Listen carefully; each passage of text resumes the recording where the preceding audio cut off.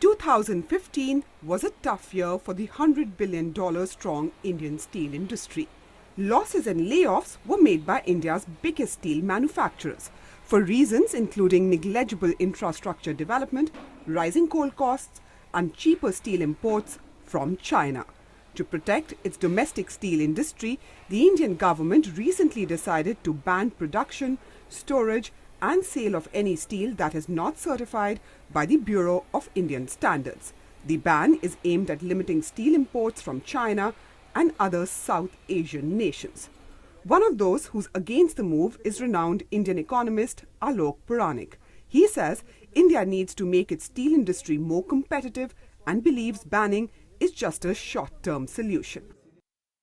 I should be benefiting from global market, but if the same globalization is coming to my country in the form of cheap steel, I feel threatened. I think this is not the right spirit of globalization. Sooner or later, ban will not work. The Indian government has said that it will soon come up with curbs on imports of steel from foreign shores to protect its own steel industry. But not everyone is happy with it. For instance, the auto industry. India's automobile industry is worried. Car manufacturers import different varieties of steel from all over the world. If the ban is implemented, it would negatively impact manufacturing. Auto industry is already having all jolts from all kind of new rules, new things happening. Like recently, the pollution thing has come up.